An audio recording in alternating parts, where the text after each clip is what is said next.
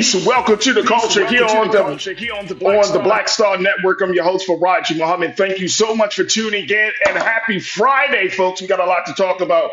First and foremost, can we talk about the big news out of Washington, D.C., with former Representative George Santos has officially been expelled from Congress, folks. We're going to share with you the latest details out of that. Also, today is World AIDS Day, so we're going to be checking in with the HRSA organization to give us some insight as to how the world is honoring those who have passed away with from the immuno disease, and how we can become more prepared to answer those big questions. So today is World AIDS Day. Also, let's talk a little bit about Dr. Cornel West and where he is in his campaign. We'll have a conversation about that, and how a Georgia bill aims to empower Black student entrepreneurs. So you can expect all of that and a whole lot more. Of course, we want to hear from you as our part of our culture crew. So stay with us and join the conversation right here on the culture on the Black Star Network.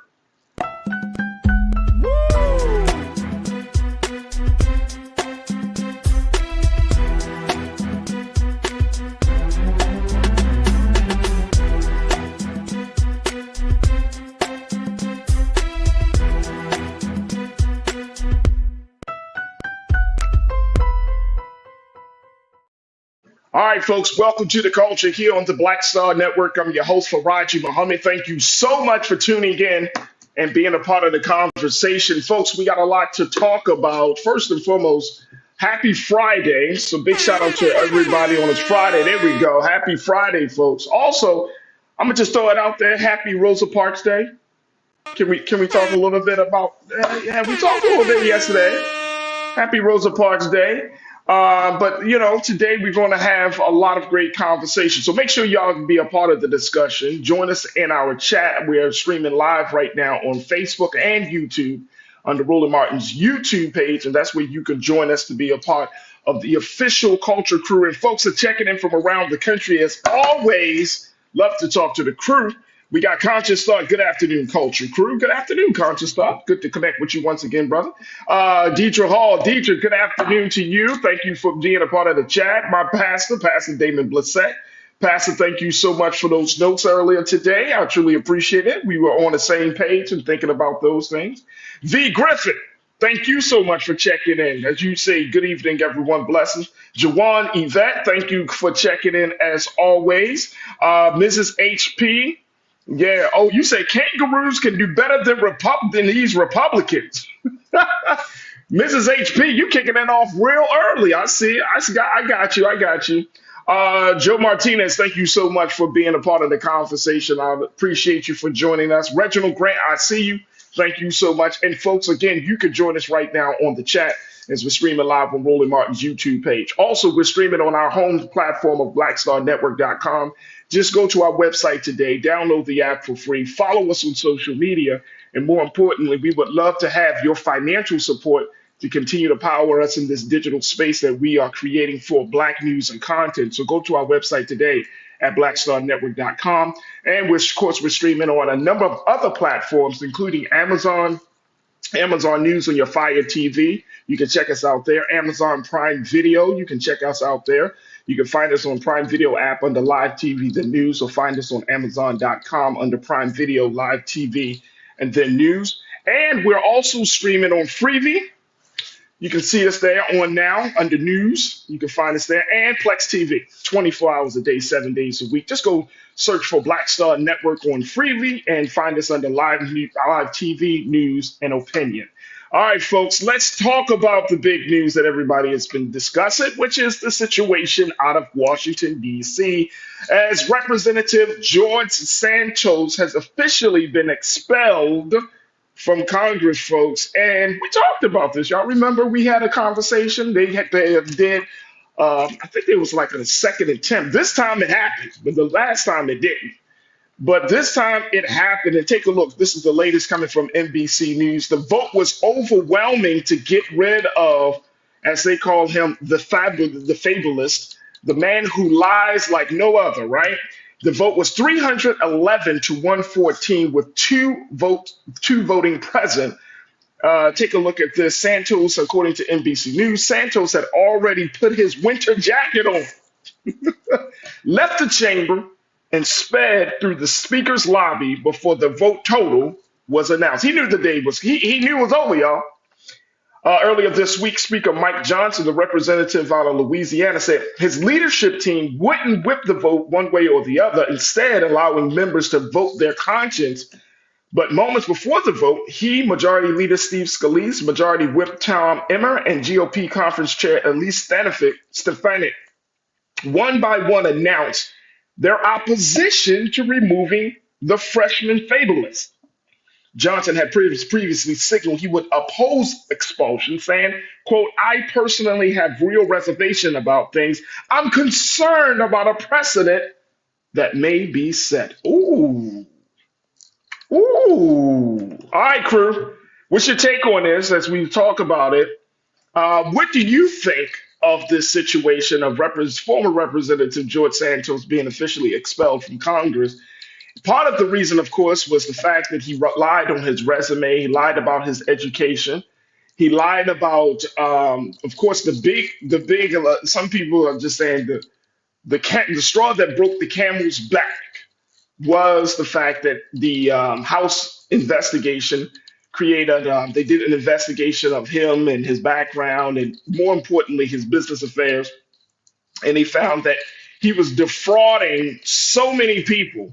They put out a scathing 56-page report about what they have found, and more importantly, making the point saying he's a liar. He is a pathological liar. They didn't use those words exactly, but they essentially said that. So I would love to get your take on this. Join us in the chat right now. And we would love to hear from what you have to say. All right, this is HP. You say Don the Con still has him beat. Don the Con. I like that. That's a different name for him. Donald Trump, former President Donald Trump. And this is why I think it is important for us to have this part of the conversation. I knew it was going to come up. I knew it was going to come up. And I knew that this was part of the reason that some people were opposing this. As I just mentioned, Speaker Johnson talked about the dangerous precedent. Because if you start putting politicians out of office or out of their position because they're lying, ooh, folks, isn't that everyone? So I guess the question becomes, where's the line? Where are the boundaries in this whole situation, right? Like, if this is the precedent, is it because he lied? Is it because what he lied about? Is it because his lying set, left a stain on the GOP? It's not very clear, but it leaves open the door for conversation about politicians being ethical, being accountable, being honest. What do you say? Joe Martinez, you said an American president or a fascist Trump? Mm, mm. Damon, Pastor Damon, you said bye, Felicia. Don't let the door hit you where, well, you know the rest. I do know the rest, Pastor. I do know the rest. Mrs. HP, you said Santos and Trump can be sellies. Wow. Wow. Reginald Grant, you pulled up some scripture out of Galatians. You read Galatians 6:7. One by one, they're reaping what was willfully sown. And Jawan Yvette, you said, so they expelled, thank you, Brother Reginald. You said, so they expelled Santos, and rightfully so, but they're still staying with the guy who has 4 incidents and 91 felony counts for their presidential nominee. Make it make sense. That's why Speaker Johnson was like, oh, if we do this, somebody's going to pull the carpet under us because one of the biggest liars in government is our nominee. I know he's thinking that. I know he's thinking that, Jawan. He's thinking that. Look, I got to take a quick pause. When we come forward, let's talk a little bit more about this and get your take on this. Then we're going to shift gears and talking about World AIDS Day. Folks, we just getting the conversation started. Stay with us. We got a lot more than the first half of the culture right here on the Black Star Network.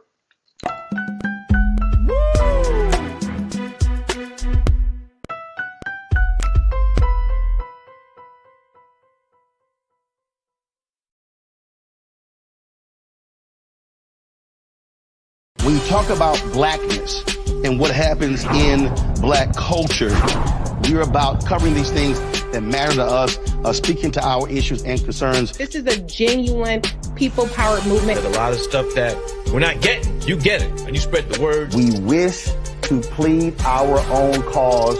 Too long have others spoken for us. We cannot tell our own story if we can't pay for it. This is about covering us. Invest in black-owned media. Your dollars matter. We don't have to keep asking them to cover our stuff. So please support us in what we do, folks. We want to hit 2,000 people, $50 this month, raise $100,000. We're behind $100,000, so we want to hit that. Y'all money makes this possible. Check some money orders. Go to P.O. Box 57196, Washington, D.C. 20037-0196. The Cash App is $RM Unfiltered. PayPal is R Martin Unfiltered. Venmo is RM Unfiltered. Zelle is Roland at RolandSMartin.com.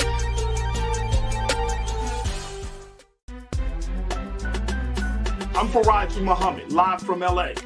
And this is The Culture. The Culture is a two-way conversation. You and me. We talk about the stories, politics, the good, the bad, and the downright ugly. So join our community every day at 3 p.m. Eastern and let your voice be heard. Hey, we're all in this together. So let's talk about it and see what kind of trouble we can get into. It's The Culture. Weekdays at 3, only on the Black Star Network. Folks, Black Star Network is here. Oh, no punches! I'm real revolutionary right now. Support this man, Black Media. He makes sure that our stories are told. Thank you for being the voice of Black America, Roland. Stay black. I love y'all. All momentum we have now, we have to keep this going. The video looks phenomenal. See, there's a difference between Black Star Network and black-owned media and something like CNN. You can't be black-owned media and be scared. It's time to be smart. Bring your eyeballs home. You dig?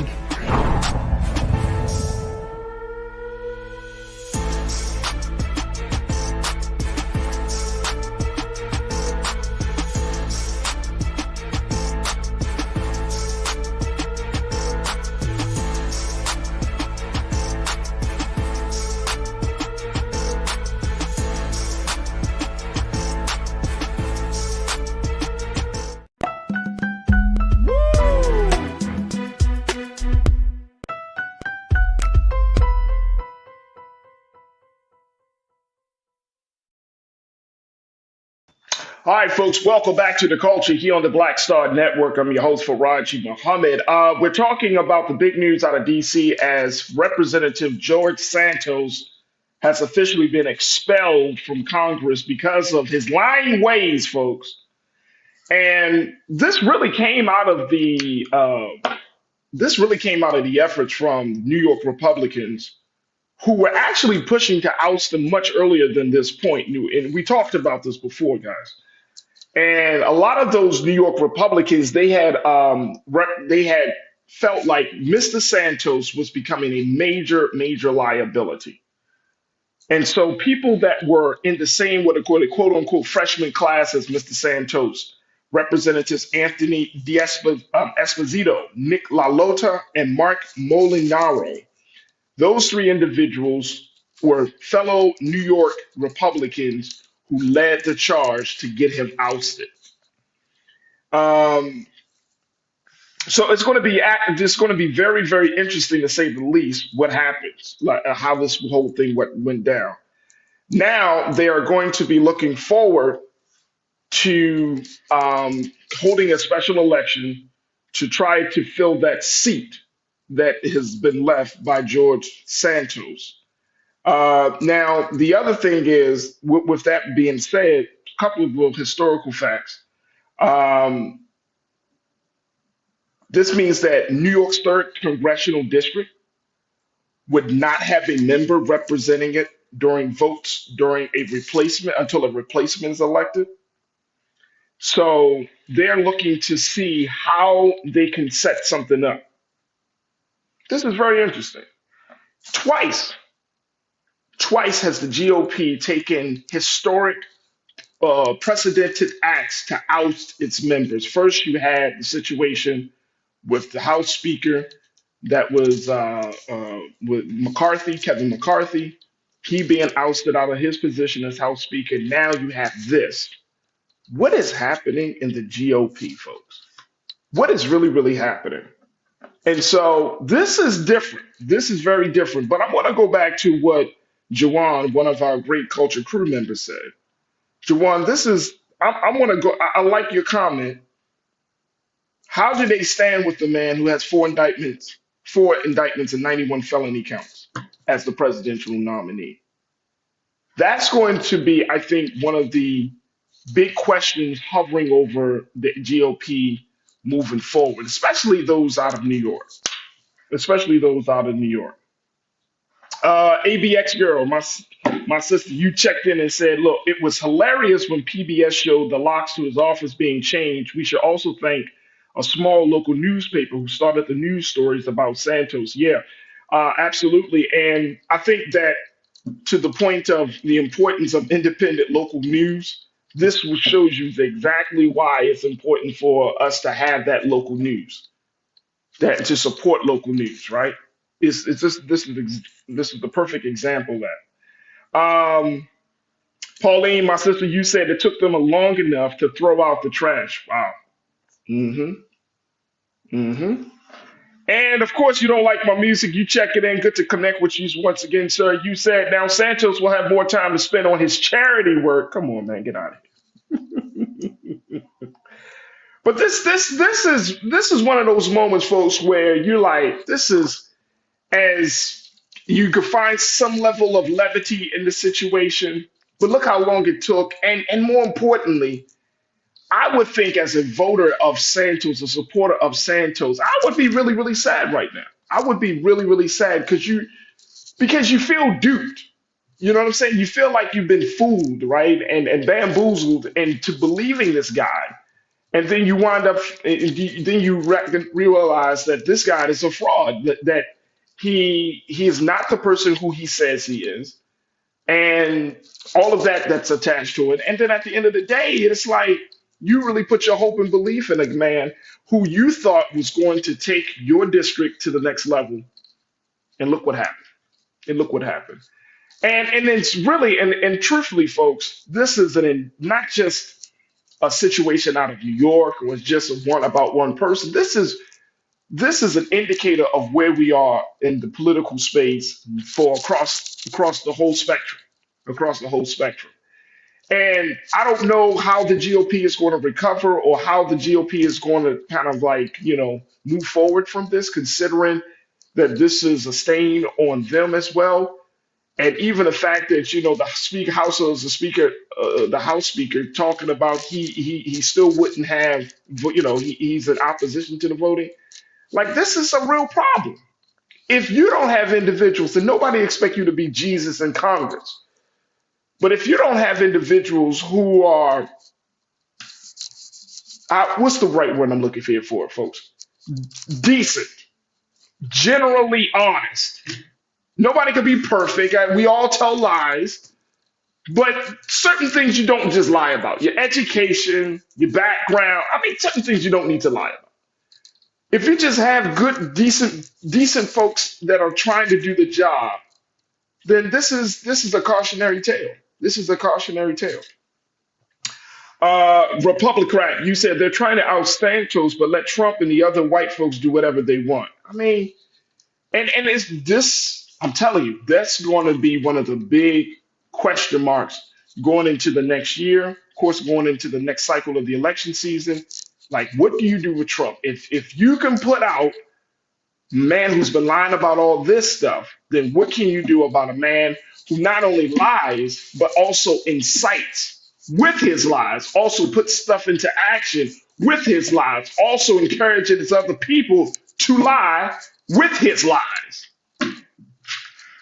Then what do you do about him? Also, who not just had an investigation from the House, but have legitimately 91 counts against him and indictments against him. What do you do about him? Mrs. HP, you said they don't care. It's about money and power. And that's what it comes down to, folks.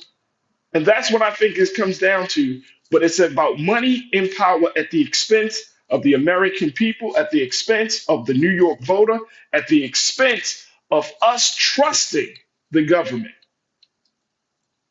That's what it comes down to. At the expense of us having a serious level of confidence and trust in this government. Yes, they did it, but look how long they did it. It's like, oh, okay, you finally did something that should have been done a long time ago. You finally corrected an error. And y'all remember, and before this whole report came out from the House investigation, y'all remember George Santos was talking about running for re-election. He did. He didn't get it. He didn't get it. And for some, they were going to enable him and allow him to do that. So this is a cautionary tale for democracy. Not just one man, not just one district, but for democracy. And if we can start to weed out those individuals, and that is happening on the GOP side, we know what happens on the Democrat side, then we may have a chance to save this government and America. All right, folks, I got to take another quick pause. When we come forward, let's talk about World's AIDS Day. We're going to be checking in with the HRSA organization and giving us some insight as to what we could do, how far we've come along in the battle against the epidemic. Stay with me. It's The Culture here on the Black Star Network.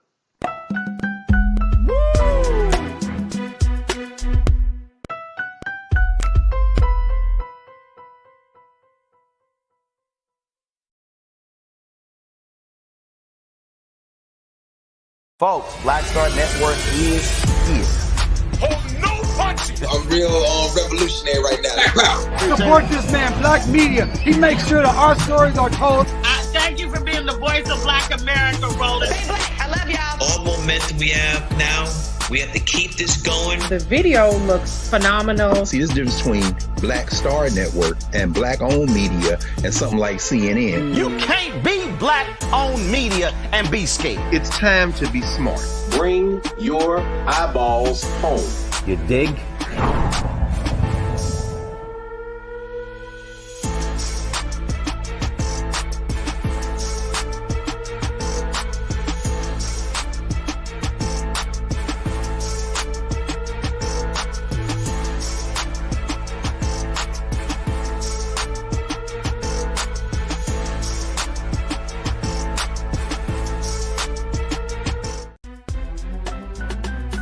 I'm Farajii Muhammad, live from LA.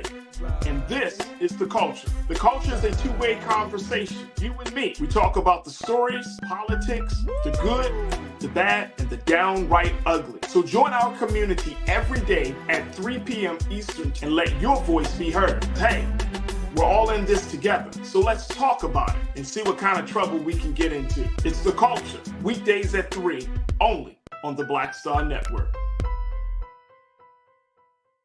When you talk about blackness and what happens in black culture, we're about covering these things that matter to us, speaking to our issues and concerns. This is a genuine people-powered movement. There's a lot of stuff that we're not getting. You get it, and you spread the word. We wish to plead our own cause. Too long have others spoken for us. We cannot tell our own story if we can't pay for it. This is about covering us. Invest in black-owned media. Your dollars matter. We don't have to keep asking them to cover our stuff. So please support us in what we do, folks. We want to hit 2,000 people, $50 this month, raise $100,000. We're behind $100,000, so we want to hit that. Y'all money makes this possible. Checks and money orders go to P.O. Box 57196, Washington, D.C. 20037-0196. The Cash App is $RM Unfiltered. PayPal is R Martin Unfiltered. Venmo is RM Unfiltered. Zelle is Roland at RolandSMartin.com.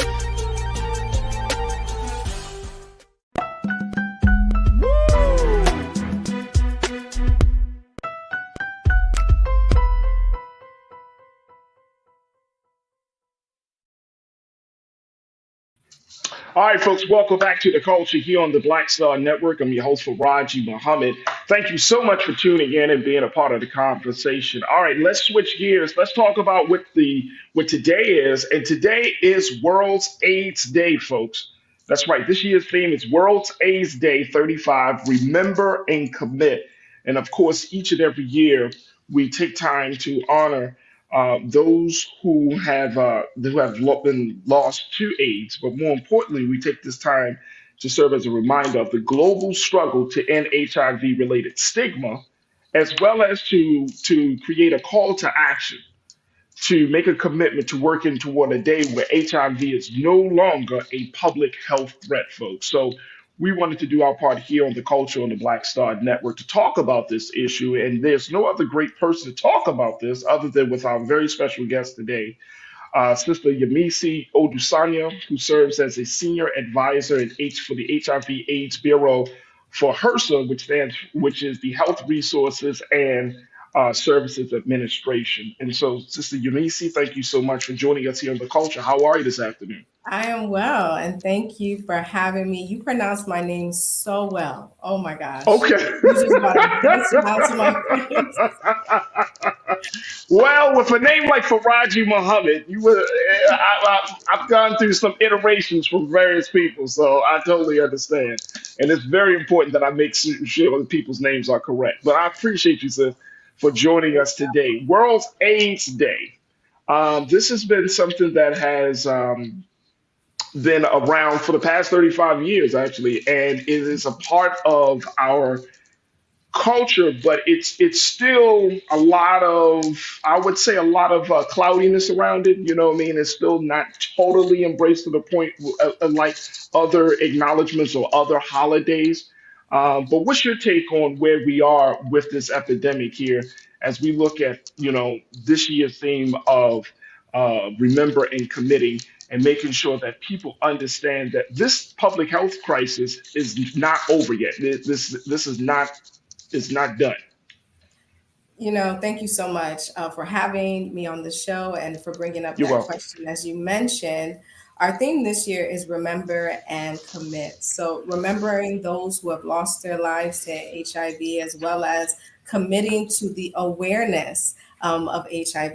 HIV still exists, and a lot of people have forgotten about it, but there are still people living with HIV, still people contracting HIV, and it is something that we do not want people to forget, excuse me. Last year alone, 1.3 million individuals worldwide contracted HIV. So it's still a big thing. And on today, December 1st, World AIDS Day, this is just another opportunity to remind people that HIV is still here.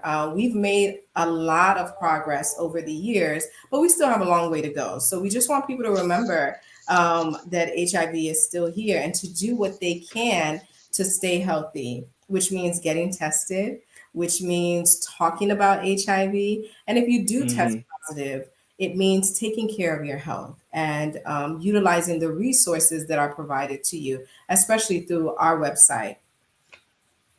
So and I'm so happy that you mentioned that because a lot of times when you have a conversation about AIDS, I mean, I grew up in the 80s, I grew up in the 90s, and I remember even as a little boy, Sister Yemisi, that this was like a huge thing back in the day, right, in the 80s and 90s. We don't hear so many, or we don't see as much public like health announcements or public health conversations about this quite as much.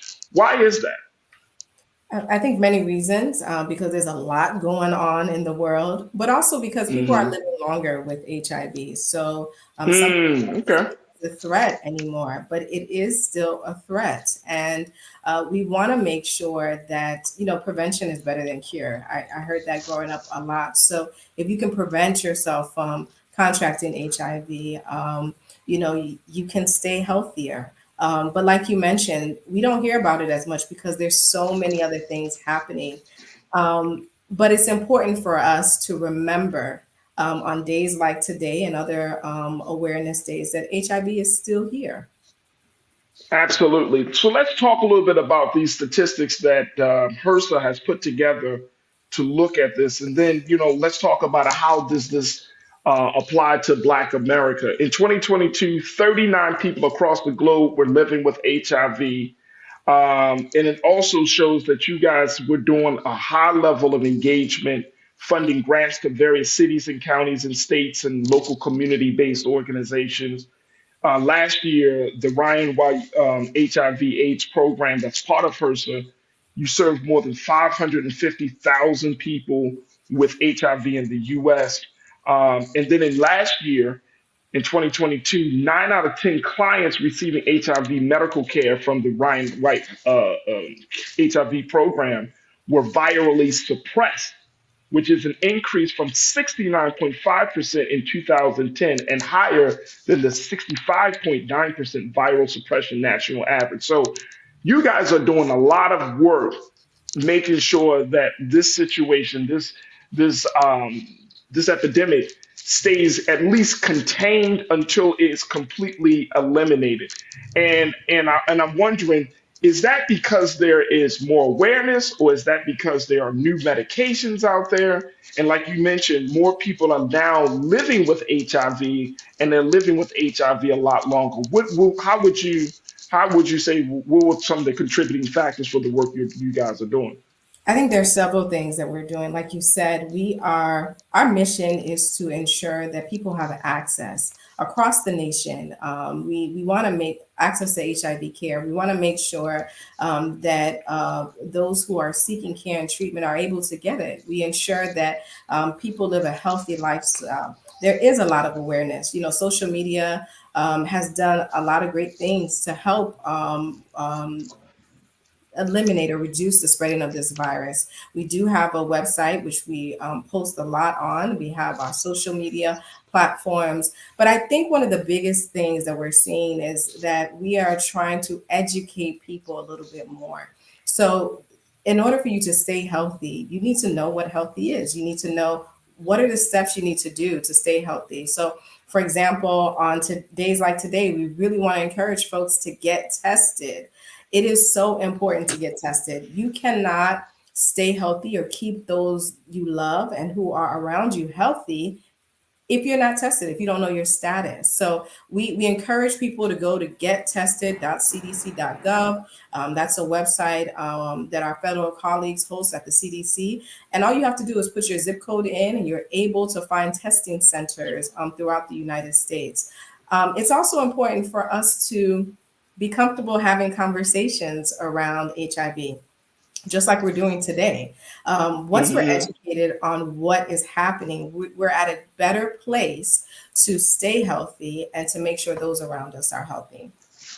Absolutely. We got to take a quick pause, Sister You may see, but when we come back, let's talk about one of the major stigmas that people may still have around this whole situation. You don't like my music. You said there was such a stigma surrounding AIDS in the early days. People assumed you were either promiscuous, can't even get the word out, promiscuously gay, or even a junkie. And so I want to kind of talk a little bit more about that. And I appreciate you for posting that you don't like my music, because I think that is one of the big things that has prevented people from getting tested, from preventing conversations from happening, and more importantly, preventing folks from saving lives. Like, we are a part of the solution, and that we can help other people save lives. And it could be a much different culture for people to come out and say, look, I have HIV, but my life is still can move forward. I can still live. I can still be the best person I can be. So I want to kind of get your take on where we are with that. Folks, stay with us. The conversation continues as we continue to talk about today being World's HIV/AIDS Day. Today is World's AIDS Day, excuse me. So stay with us. It's The Culture here on the Black Star Network.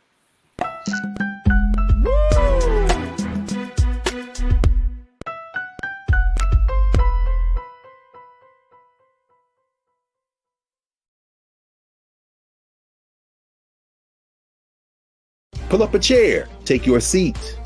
The Black Tape with me, Dr. Greg Carr, here on the Black Star Network. Every week, we'll take a deeper dive into the world we're living in. Join the conversation only on the Black Star Network.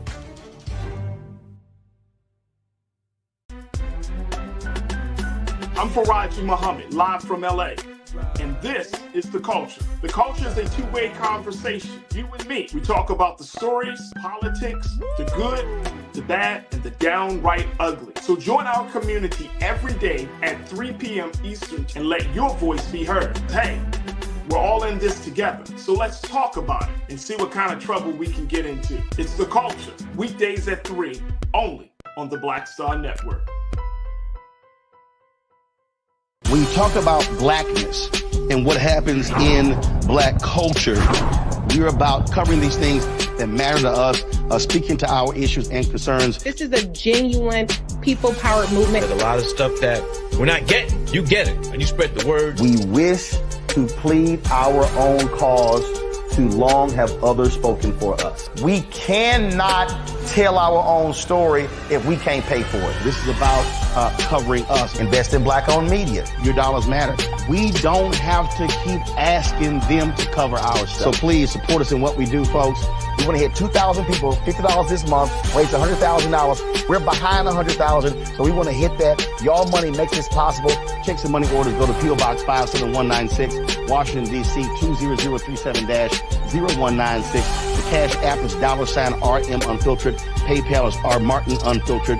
Venmo is RM Unfiltered. Zelle is Roland at RolandSMartin.com. Folks, Black Star Network is here. Oh, no punching! I'm real revolutionary right now.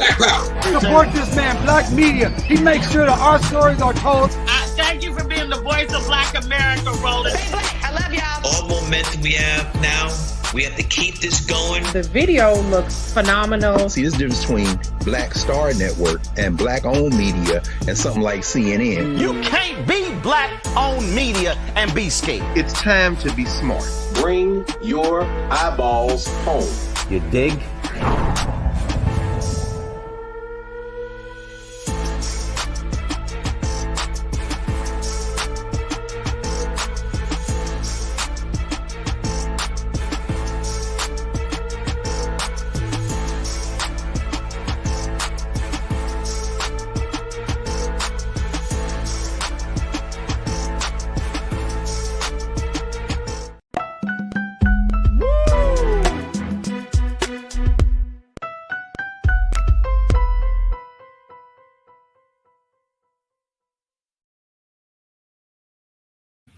All right, folks, welcome back to The Culture here on the Black Star Network. I'm your host, Farajii Muhammad. We've been talking to Sister Yemisi Odusanya, who serves as the Senior Advisor for HRSA, and this is the Health Resources and Service Administration as part of the HIV/AIDS program, the Ryan White HIV/AIDS program.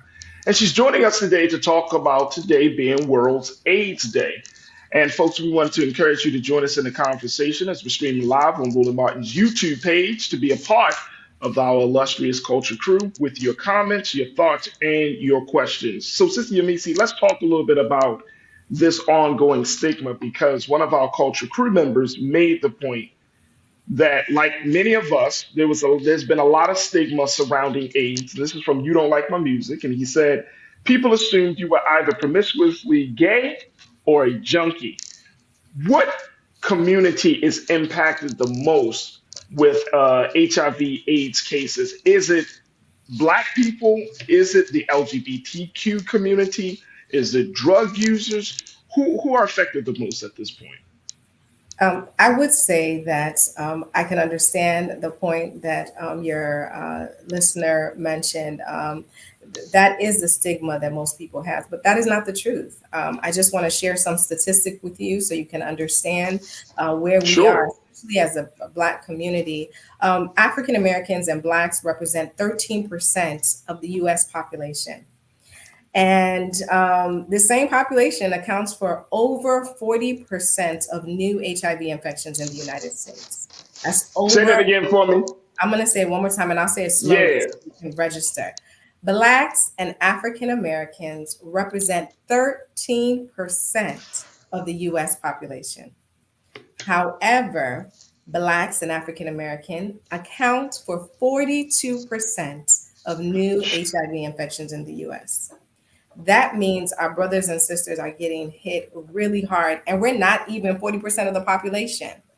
It's key for us to understand this. There is a stigma around HIV because people don't understand HIV. And that's what we want to do on World AIDS Day. Many people are, spreading HIV and they don't even know they have HIV. they don't. Some people know and they're not getting treatment, or some people are getting treatment and are still spreading.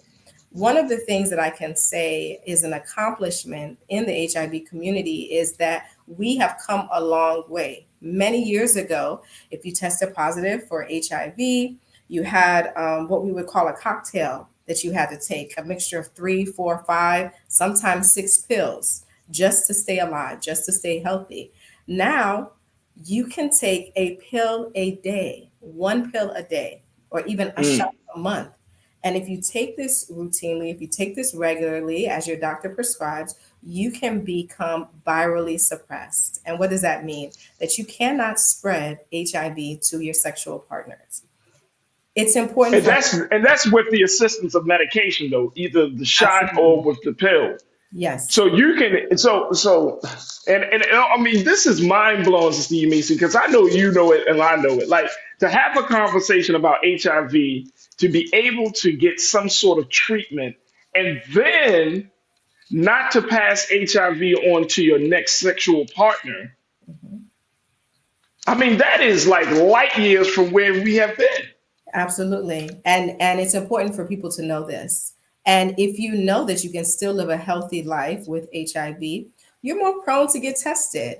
Before, people were scared to get tested because they didn't want a death sentence. We're not talking about death sentences anymore. We are talking about healthy lifestyles. We're talking about living well. That is if you take your medication regularly. And I think if we reduce that stigma of you're going to die tomorrow, or you have been messy, or you have been careless, more people will be encouraged to get tested, to know their status, and to talk about their status with their partners. To talk about your status with your partners has to be one of the most anxiety-filled, stressful situations.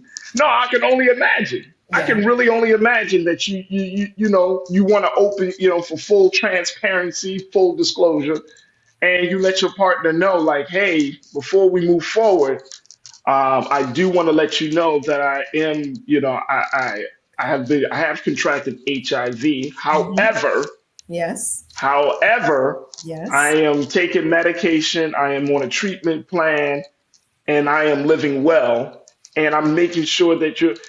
But people, I mean, come on, Sister Yemisi. You know how some people get like, what? It's HIV. It's a difficult conversation to have, but it's a conversation that is required. One of the things I've learned over time, not just with HIV, but in general, is the more you talk about something, the more comfortable you become talking about it. It's more of a, let me share this with you and let you know I'm thinking about you just like I'm thinking about myself. I think it's important for us to remember that we owe it to ourselves and owe it to our sexual partners to be transparent. And if that means going to take a test together so that we can both share our status, that's something we can do. And if I test positive, these are the things that I'm doing to make sure that you are safe. And this is information that's on our website. It can be verified. These are not just ideas that we're throwing out. Yeah. We know for a fact that if you are virally suppressed, you are unable to transmit HIV to your partners. And I think if more people understand that, they're aware of it, they're comfortable talking about it, they'll be able to, help educate other people. It's not easy, but it's required. It's necessary. My pastor, David Blissett, you said, brother, hey, Farajii, this chat can be wild. It can be wild. The conversation can be it could be mind blowing. But you know what? I think that if people understood that we're in a new day and time with this whole situation, that people really are trying their best to live right? And I think that level of honesty and transparency is absolutely important. We got like a minute or so left, Sister Yemisi. I want to get your take on something else that you don't like my music posted. He said, I think Magic Johnson helped shatter that stigma. Yeah. Do we need to have more quote unquote Magic Johnsons to step up and to talk about this publicly in some way? And how does that help? Or does that hinder things from happening? Absolutely. Magic Johnson was an ambassador. He knew that him coming out publicly would help his people. And when I say his people, I just want to share, the National AIDS Strategy defined priority populations, which include Black MSM, who are 26% of the new infections, and Black women, who are over 50% of new infections. It's important for us to know how much or the impacts that HIV has on our community. And when we know better, we do better.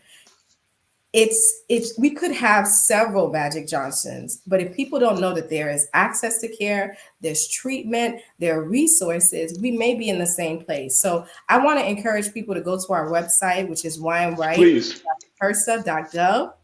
Also, if you are interested in getting tested, which we highly recommend that you get tested, go to our federal colleagues website, which is gettested.cdc.gov.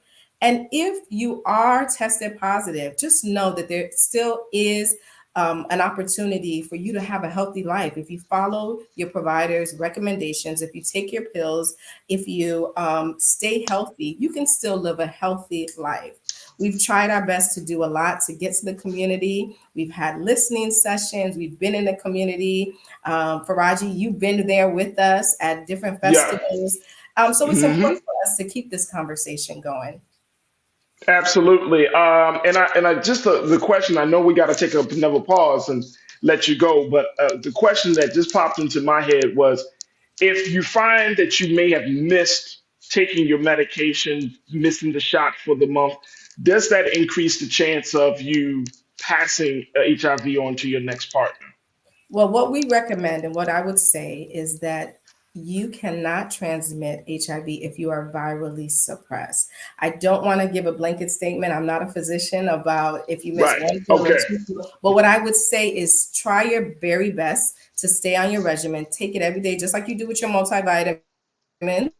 And that will get you to a viral suppression level, and you will not be able to transmit HIV to your partners. That is incredible. We have come a long way, Sister Yemisi, and it is good to hear that there's some light and hope at the end of the tunnel. Kalia Green, you said after 40 plus years, everyone should be comfortable. It's very unfortunate that there's still a stigma. Absolutely.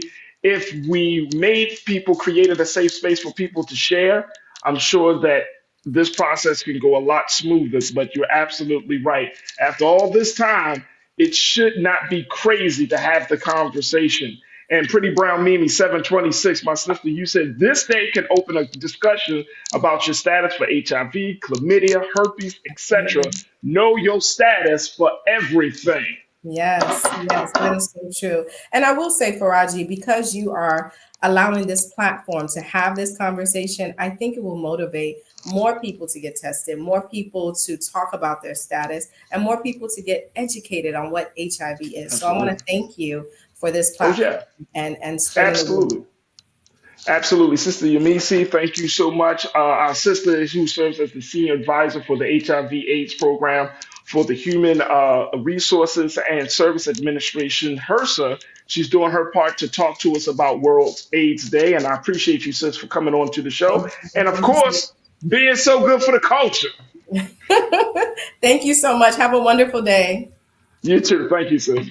All right, folks, we got to take another quick pause. When we come forward, let's talk about Dr. Cornel West, yes, and how he could really make an impact in the presidential candidates in the presidential campaign. We're going to be checking in with Culture Crew member, my sister, Corinna Denise. She's going to be joining us about that. Also, let's talk about how a new Georgia bill will be empowering the next generation of Black entrepreneurs. We'll have that conversation with Corinna and more. So stay with us. It's all happening on the second half of The Culture here on the Black Star Network.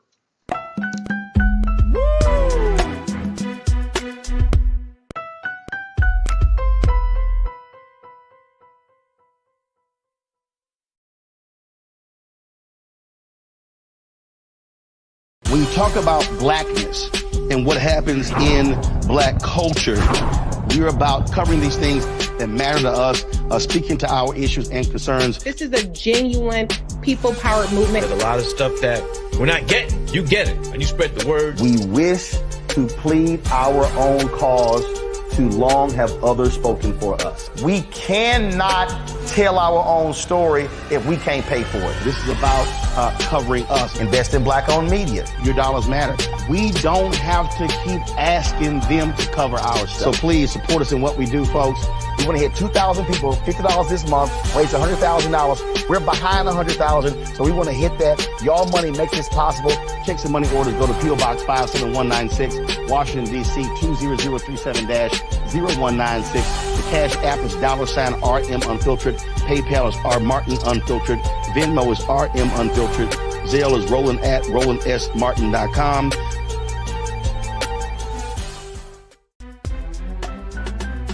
I'm Farajii Muhammad, live from LA. And this is The Culture. The Culture is a two-way conversation. You and me. We talk about the stories, politics, the good, the bad, and the downright ugly. So join our community every day at 3 p.m. Eastern and let your voice be heard. Hey, we're all in this together. So let's talk about it and see what kind of trouble we can get into. It's The Culture, weekdays at 3, only on the Black Star Network. Folks, Black Star Network is here. Oh, no punching! I'm real revolutionary right now. Support this man, Black Media. He makes sure that our stories are told. Thank you for being the voice of Black America, Roland. Stay black. I love y'all. All momentum we have now, we have to keep this going. The video looks phenomenal. See, this difference between Black Star Network and black-owned media and something like CNN. You can't be black-owned media and be scared. It's time to be smart. Bring your eyeballs home. You dig?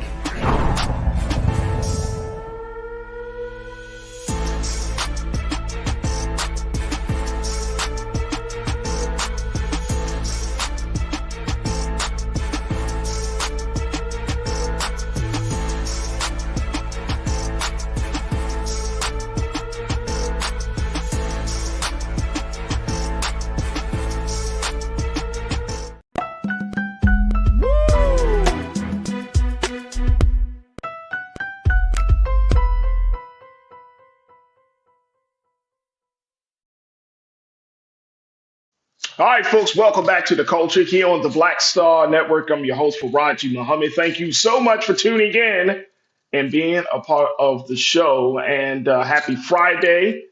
Happy Proposed Rosa Parks Day. That's right. Happy World's AIDS Day. A lot of things happening today.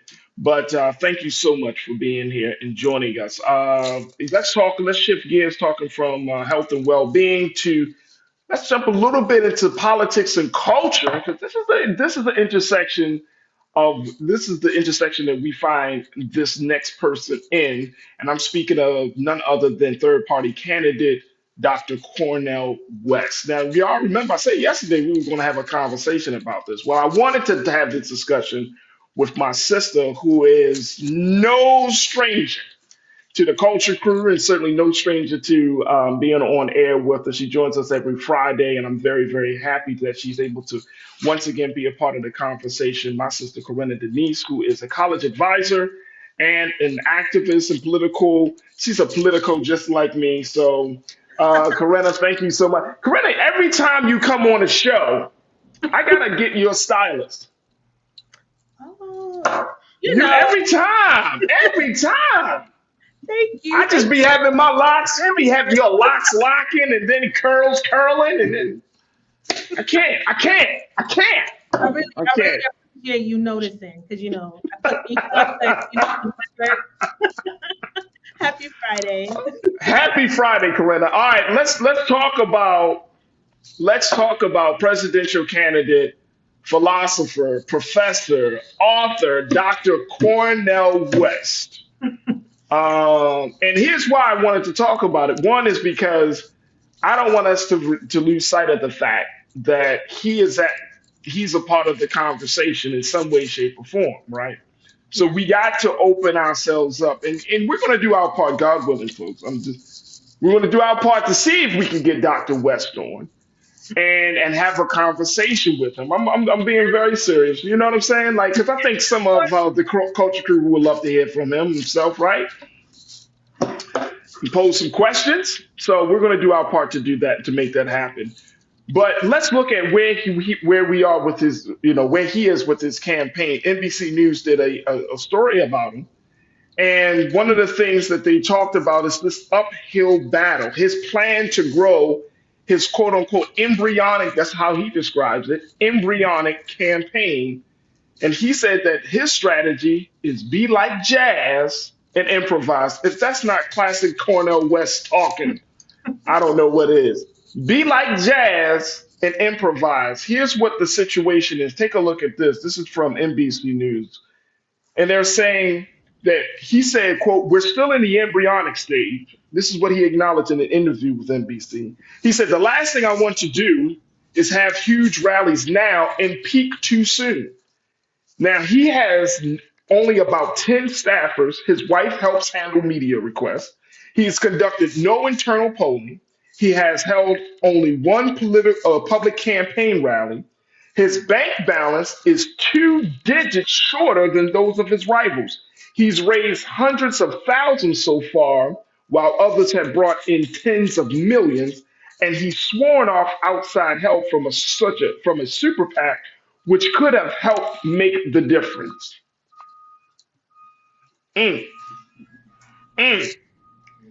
Look at your face, got real quiet and serious there, Corinna. No, I was just thinking too, Farajii. I think it's important to share with the audience, for those who may not know, that Dr. West is no longer running through the Green Party, but as an independent. So that even changes the landscape for him. Additionally to, already being a third party candidate, but to switch from Green Party to independent, that's going to be more challenging to get on all of those ballots in all 50 states. But it sounds like he has a plan, right, Farajii? Well, I think now I don't know what kind of plan. I'm gonna be honest. I don't know what his strategy. I mean, I love the spirit. I love the energy. He's like, be like jazz, improvise.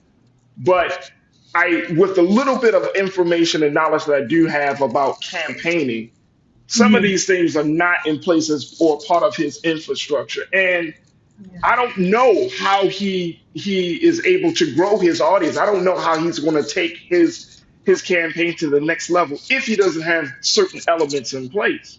And in just a year, we don't have very much time. Right. So time is of essence. And it's a lot of time. It's very little time. But one of the uphill battles, and I want to kind of get your take on this before, after we come back from break. But one of the uphill battles is simply getting his name on a number of ballots across the country, in states across the country.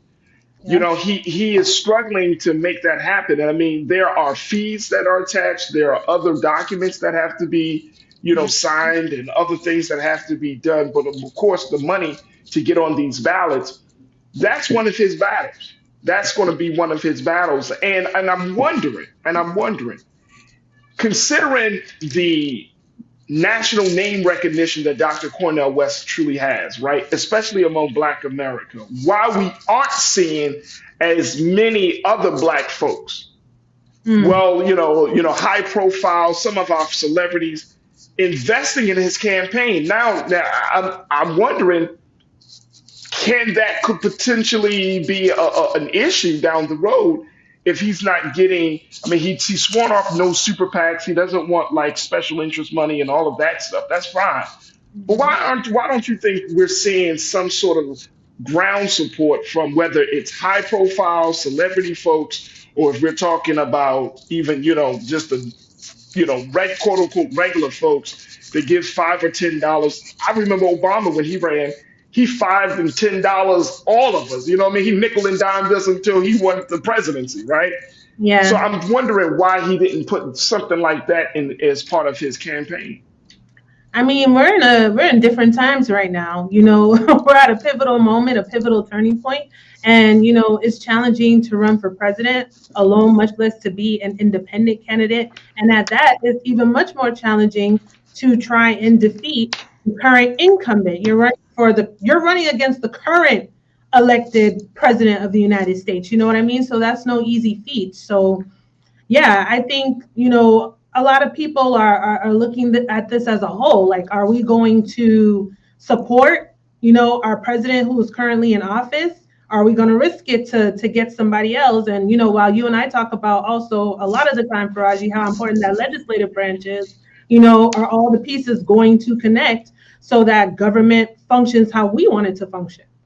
So there's just so many other pieces to the puzzle. And yeah, I mean, it's going to take a lot of groundwork. And how do you cover all that ground being an independent voter in less than a year? On top of, we're on the verge of fascism. There's just so many other deterrents at play that could, weigh him down, unfortunately, and any other candidate who would get into the race. Ain't that so? Look, I got to take a quick pause when we come forward. Let's continue the conversation about Dr. Cornel West. Can he grow his campaign? Can he even legitimize himself even more? Can he make sure that he is a force to be reckoned with in this political space? We're going to continue the conversation on the other side. I got my sister Corinna Denise, and I got you, Culture Crew. Post your comments on the chat as we're streaming live on Roland Martin's YouTube page. I would love to get your take on this, and let's have a conversation about Dr. Cornel West. Stay with us. It's The Culture here on the Black Star Network.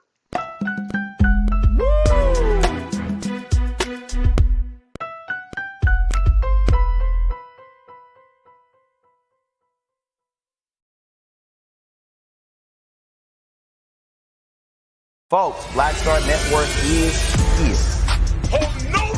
I'm real revolutionary right now. Support this man, Black Media. He makes sure that our stories are told. Thank you for being the voice of Black America, Roland. I love y'all. All momentum we have now, we have to keep this going. The video looks phenomenal. See, this difference between Black Star Network and Black-owned media and something like CNN. You can't be Black-owned media and be scared. It's time to be smart. Bring your eyeballs home.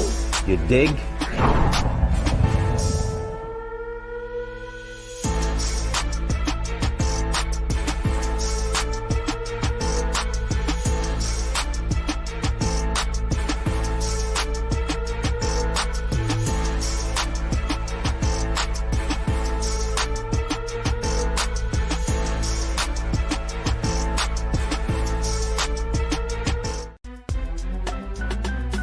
I'm Farajii Muhammad, live from LA.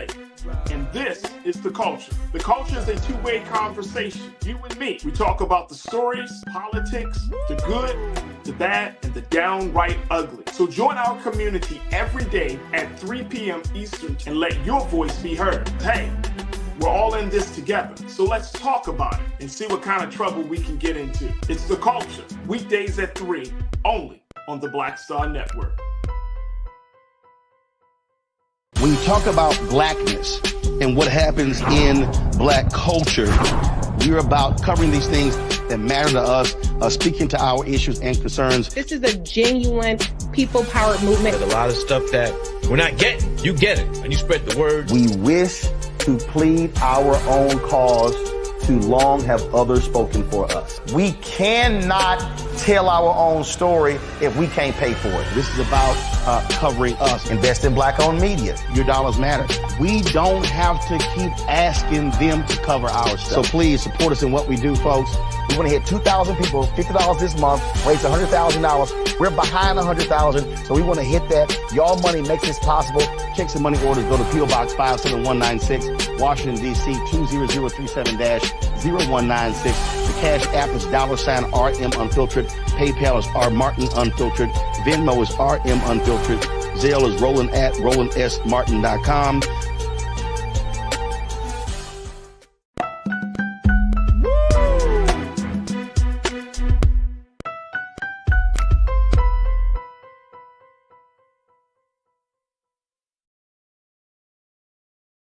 Folks, welcome back to The Culture here on the Black Star Network. I'm your host, Farajii Muhammad. We've been talking about Dr. Cornel West as we're asking the question, can Dr. West grow his campaign? Now, based upon a new NBC News interview, Dr. West is trying to, he's improvising, he's moving and navigating in a different manner that we have seen with traditional candidates. And given the fact that he has very little help, 10 staffers to be exact, his wife is helping him with his campaign. He doesn't have as much money, he doesn't have a lot of money as of right now.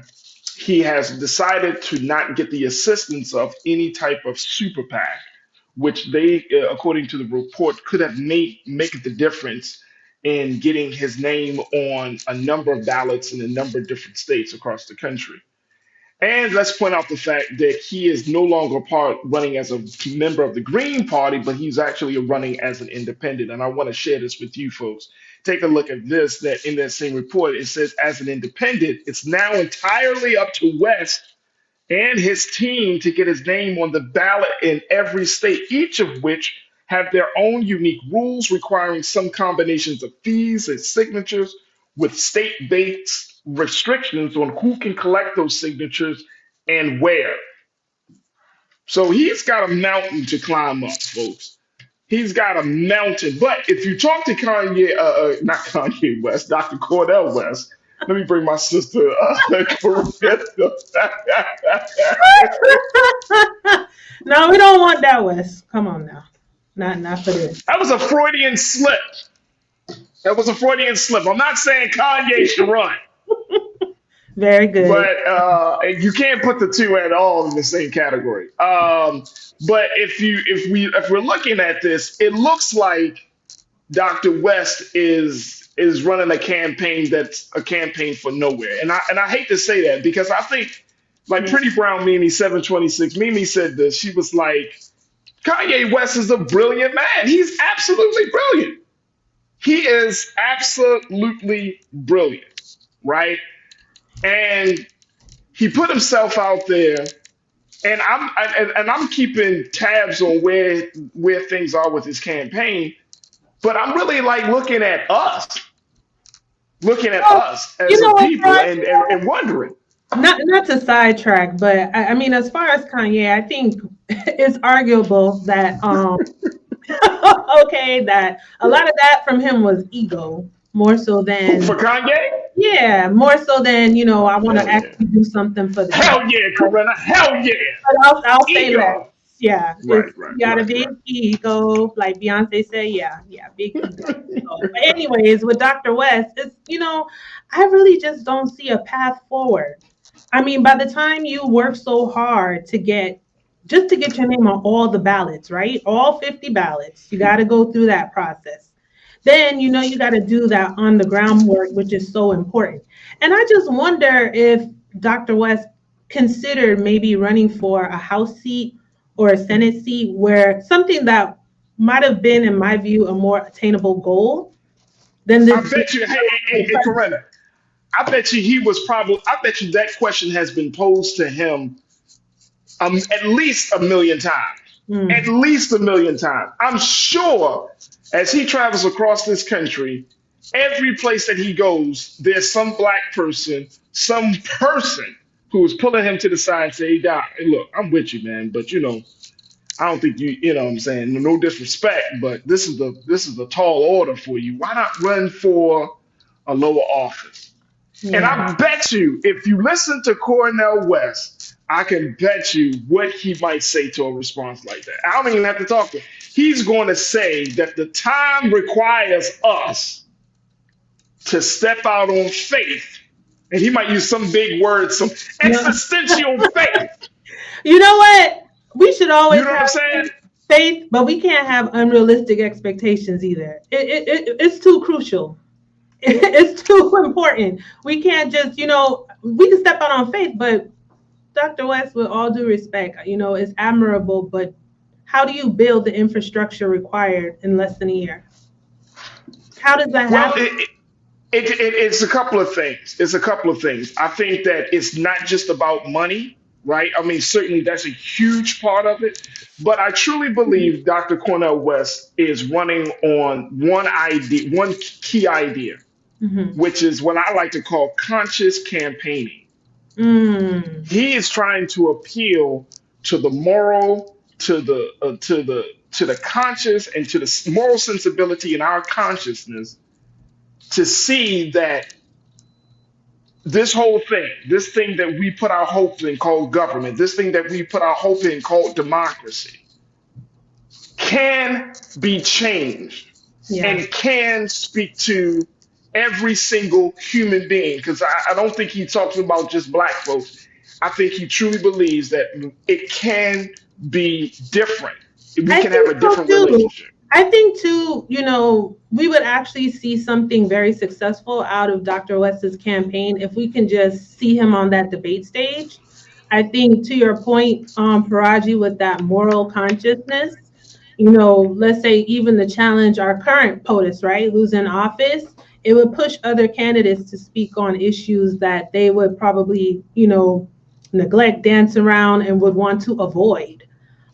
So yeah, I think seeing him on the debate stage, he would definitely push and raise, questions and arguments about things that are definitely important to us. But yeah, I just don't see a path forward for Dr. West. I think some good could definitely come out of his candidacy. But right now, like I said, we're just at too pivotal of a moment. And I just wonder, with a team of 10, how long can you sustain, given, the time, the effort, raising money, to keep your team going, and you have a year. So I don't know. It has yet to be seen what will happen, but I just don't see a path forward. I know some folks in the online crew are probably going to disagree with me. But here's my thing, like, show me the plan, how it actually comes to fruition. Explain it in detail, clearly and precisely. And maybe I don't think, I agree. I understand your concern. I don't think that, I think Dr. West can be a metric, a litmus test for Black America. And here's why I say this. We always saying that we want our boldest, our brightest, our brilliant to stand up and do something. We always encourage people. Now, when we do have one of our boldest, our brightest, and one of our brilliant people do stand up, like a Dr. Cornel West, right?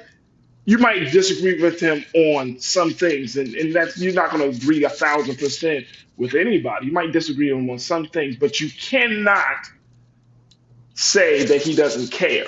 You cannot say that he doesn't. Oh no, believe. Absolutely. I mean, he cares. You know what I'm saying? So here's the thing. We were presented with Barack Obama, and I'm just saying for Black America, right? When we talk about what is it that we want in our next political leader, right? Outside of Biden and all of the Democratic Party, if Black America had a chance to say, what does my ideal candidate looks like? Will it look like a Barack Obama? Will it look like a Cornel West?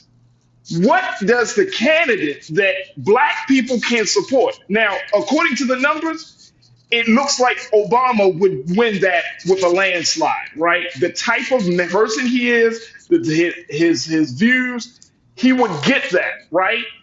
But even today in Black America, we still don't fully agree. And some of us think President Obama didn't even do anything. Right? Yeah, and that's a lot of that. So who is the candidate? Who's the candidate? You have both of them are two brilliant men. Both of them have a love for Black people and love for people in general. I think they both understand the complexities of democracy and where we are. I think they have, keen analysis about the state of affairs of this country. Who will Black people support outside of the two main parties? Who would that be? Well, what does that person look like? Farajii, just real quick, some folks might also consider, well, he's never been in political office, at least not, correct me if I'm wrong. I don't know that he has held any elected office before. So that might raise some questions with some folks. Now, I'm not implying that would disqualify him as a candidate, but I'm just simply speaking to what some folks might be thinking, right? To your point, Farajii, when you're comparing maybe a Dr. West, former President Obama, and looking at their record, maybe just the paper trail, right? Their achievements, their experiences, their professional work, as far as their candidacy, would they see them as a viable option? As to that, their philosophy, their beliefs, but it gets challenging, if you are running against maybe a former politician, you might have one side there comparing legislation that someone who has been in office has passed or has pushed, compared to someone else based on just their moral beliefs or higher level of consciousness or where they stand or how they have advocated for people. So there's just so many, factors. How do you narrow that down? Absolutely. And I see here too, Lise is saying that he worked as a senior advisor in 2000 to Democratic candidate Bill Bradley, and some asked him to run in 2004 as a Green Party member, but he declined. Interesting. And he also worked on Al Sharpton's 2004 presidential run. Yeah, thanks for that, Lise. That's some info that I did not know. That is, and look at that. Look at that. Al Sharpton ran for office. Jesse Jackson ran for office. I'm talking about that's true, right? As we're having this conversation, it kind of brings back memory, and we kind of review to see like when Jesse Jackson ran for office, there were a number of black folks, right, that were excited. When Al Sharpton ran for office, we could go down. There have been black men.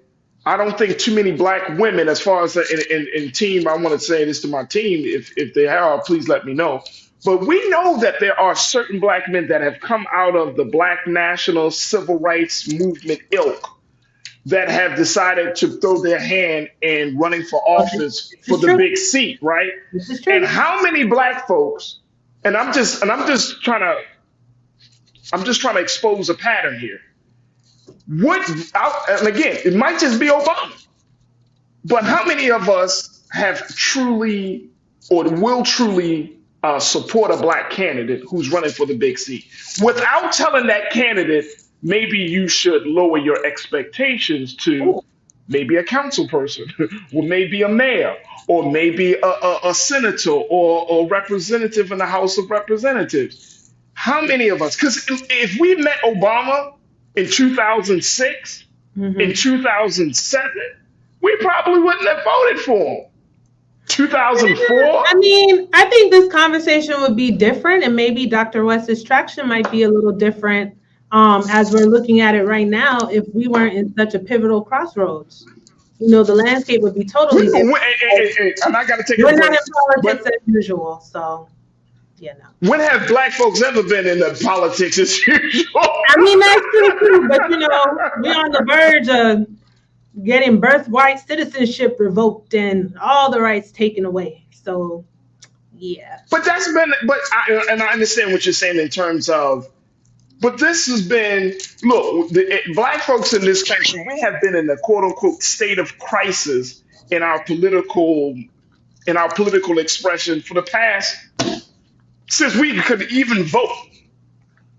We have been in a state of crisis. Now the state of crisis has heightened because now we're talking about defending, preserving democracy, but that's more on the shoulders of white America. Black folks, we've been in crisis for years. You see what I'm saying? Now white America is feeling the bricks fall of the breakdown of democracy, and therefore it's a crisis. Let them feel. Let us take a break. Let's take another pause. Folks, stay with us as we continue the conversation. I would love to get your take, post your comments on Roland Martin's YouTube page, and let's continue to have this conversation. Can Dr. Cornel West grow his campaign? Stay with me. It's The Culture here on the Black Star Network.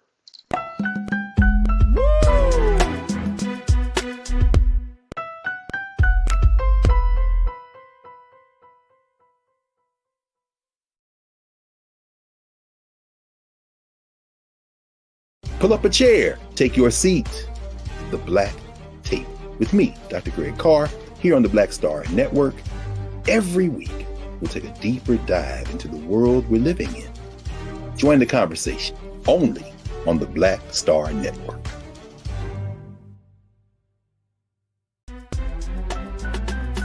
I'm Farajii Muhammad, live from LA. And this is The Culture. The Culture is a two-way conversation. You and me. We talk about the stories, politics, the good, the bad, and the downright ugly. So join our community every day at 3 p.m. Eastern and let your voice be heard. Hey, we're all in this together, so let's talk about it and see what kind of trouble we can get into. It's The Culture, weekdays at 3, only on the Black Star Network. When you talk about blackness and what happens in black culture, we're about covering these things that matter to us, speaking to our issues and concerns. This is a genuine people-powered movement. There's a lot of stuff that we're not getting. You get it, and you spread the word. We wish to plead our own cause. Too long have others spoken for us. We cannot tell our own story if we can't pay for it. This is about covering us. Invest in black-owned media. Your dollars matter. We don't have to keep asking them to cover our stuff. So please support us in what we do, folks. We want to hit 2,000 people, $50 this month, raise $100,000. We're behind $100,000, so we want to hit that. Y'all money makes this possible. Check some money orders. Go to P.O. Box 57196, Washington, D.C. 20037-0196. The Cash App is $RM Unfiltered. PayPal is R Martin Unfiltered. Venmo is RM Unfiltered. Zelle is Roland at RolandSMartin.com.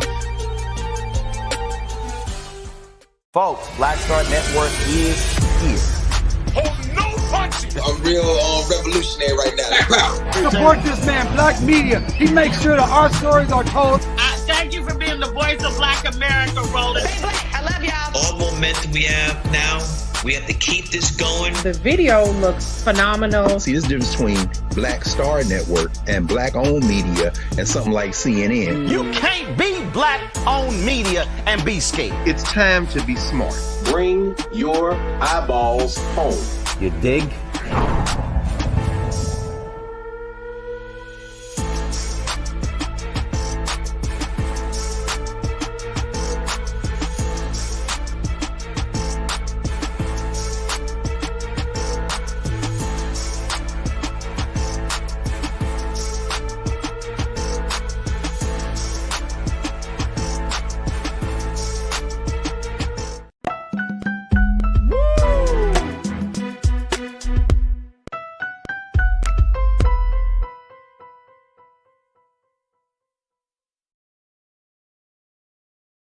All right, folks, welcome back to The Culture here on the Black Star Network. Your host, Farajii Muhammad, checking in with my sister, Corinna Denise, college advisor, activist, Politico, as we talk about, can Dr. West grow his campaign? And I wanted to get some Culture Crew comments on this, some crew comments on this, Corinna, because folks are checking. Yeah, oh my gosh. What are they saying? What are they not saying?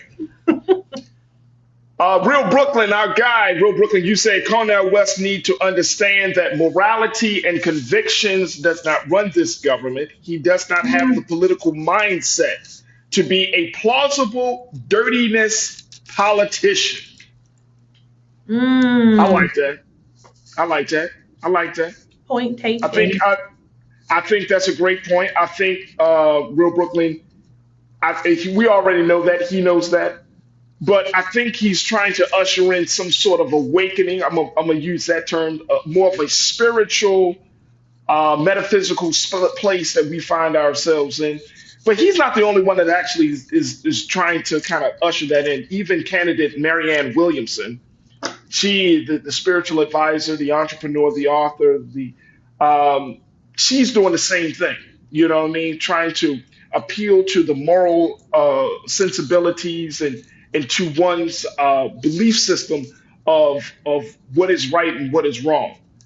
So will they make great politicians? Not in the context or in the system that we're in, but can they lead people? Yes. Yeah, yes. I definitely think they could lead, but it's just a matter of getting there, right? There's so many weeds you need to pluck and pull out before you can even get there, and I'll just say this, since you mentioned moral conscience, it just makes me think of like the Montgomery bus boycott, right? Bus boycott. If they didn't desegregate the buses because of any moral plea, like, oh yeah, it's wrong to make Black people sit at the back of the bus, their pockets were hurting for a very long time. And these folks unfortunately only understand green. So they hit him first, right? You said it's not true? No, I say absolutely. I agree. Oh, okay, yeah. But, they hit them in their pockets, so they were hurting. So then they're like, okay, what can we live with? I guess we can live with them being integrated with us on the bus because we really want to keep the green pieces of paper rolling in, So moral conscience, I think it would be to our betterment, right, as a people to understand morality in terms of our history and how the system works so that we can, root all the racist, foundational aspects of it, right? And to awaken our consciousness so that we go to the ballot box and learn how to hold politicians accountable, and consider ourselves to be almost like HR, human resources. We got the hire and the firepower. We don't have to be battling these folks. But, yes, a moral plea doesn't always resonate when you're in the well of the Senate trying to pass a bill. It kind of goes in one ear and out the other. And unfortunately, you got to play dirty sometimes to push things forward. You got to cut up to get results, unfortunately. It sounds like absolutely have been extreme. Right. Well, and it's understandable that there's this morality thing, but it's a hard thing to talking about morality in the United States government in the same sentence. It's a hard thing to talk about consciousness in the United States government in the same sentence, right? Because we're finding that the talk is one thing, the actions are another. And I think that is the point about this. Francesca, you pointed out, you said, look, I stopped liking Dr. West when he had a function and invited Obama to attend. Barack couldn't make it, so he sent Michelle instead. West was livid, and he and Tavis Smiley went on a smear Obama campaign. I do recall so that. they had their disagreements. They had it then. I'm speaking of Dr. West and former President Barack Obama. They definitely had their disagreements. It was public. He actually was like a surrogate for President Obama at one point in time, but they had a falling out. But I don't know if, again, going back to, and Francesca, I'm glad you brought this up, because we got to ask ourselves the question as Black folks in this country, what is the Black political candidate look like? If we had a chance to say, this is what our Black presidential person would look like, would it be Obama? Would it be a Cornel West? I think we got to have this part of the conversation. Go back when you say look, we got to be very specific because some folks are superficial. Now, you talking about looks as in aesthetics or looks as in their philosophy, their moral consciousness, their way of life? See, that's what I'm. We got to be specific. That's what I'm talking. Folks, and you know what? You're absolutely right, Corinna. You are absolutely right, sis. No, I don't know if it's about the physical looks. I'm talking about in terms of the philosophy and their personal politics. Like, what does that person look like? Right. Because every time I mean, I might be wrong, but it just seems like every time a Black person stands up and say, "Look, I'm running for the big seat," then other Black folks are like, "Well, you don't cut the mustard. You don't fit the bill of what we want." Okay, so who fits the bill? If it ain't Dr. West. We already had Obama for 2 terms, right? And now after he's gone, some of us are feeling disappointed. So we can't bring him back. We already have other Black folks that we aren't excited about. We're not excited about Kamala Harris, Vice President Harris. So who fits the bill? I think we need to start with, well, what in the hell makes us excited to begin with? Because to your point, you said whenever one of us comes forward to say, I'm going to run for office, there's this pushback, right? But what makes us excited? There's so many folks, to your point, against Vice President Kamala Harris. And when you ask them for facts or information, what's informing your view, you get crickets. They're just spewing some of the same misinformation they see online or from an unreliable source or social media. Nothing, pertinent or actually a reliable source. So, what makes us excited about a candidate? And then to add to that, oftentimes we're so stuck on the rhetoric. I remember we were having a conversation some months ago about Vice President Kamala Harris when she came down here to Florida to basically go off on them saying that slavery was beneficial, for Black people, right? in the school Right. curriculum, and she didn't necessarily utter the words Black, but I think she was having a governance conversation more or less because the majority of her audience was Black, and I think we need to pay attention to the policies that she has put in place that centers around Blackness. Because at the end of the day, if it doesn't align with the rhetoric, the action, to your point, then it's meaningless. There's no substance and we don't have a path forward. We're just dwelling and feeling good in the moment of the rhetoric. And that's not good enough. That's not going to be enough to sustain us. So we got to be paying attention to what it is that they actually do, in addition to what it is that they're saying. Absolutely. Vela Kent Esiso, I hope I'm not mispronouncing your name, Vela, but I appreciate you for being a part of the chat. You said, quote, I so agree with the sister regarding him choosing to smear President Obama. I did not like that at all and lost respect for Dr. West and would not support him. So we don't like him smearing Obama, and that's fine, but and if I may add just real quick, something that I didn't take too kind to, okay? And I'm just gonna go ahead and say it. Tell us what are you mad about, Corinna?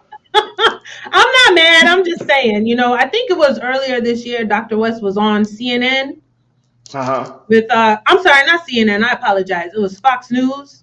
Right. With I think, is it Laura Ingraham? Okay. And addressed her as Sister Laura. Now I don't know if that's just his way, but I don't feel that in my spirit to be like, come on, Sister Laura. No. Not someone who is blatantly racist and against them. So I feel like I get it if you needed to be in that arena to directly speak to that audience, but you could have just addressed her as Laura or even Miss Ingram. That's just a mess right there. That left a sour taste in my mouth. And I'm just But I want us to take note of what the stuff that we're saying. Like, okay, we don't like the fallout between him and Obama. You don't like how he addressed Sister Laura. But white candidates have said and done far more egregious things. Oh, well, yeah, and I'm not saying that would eliminate, anyone's candidacy for me, but I'm just speaking to that was just something that stuck out to me. Now, there are some people who are just, one and done. You got to realize you're not going to agree with every single thing. And I'm with Linda Sarsour from Until Freedom, putting our best opponent in that position. That's how you got to look at it. Our best opponent. Okay.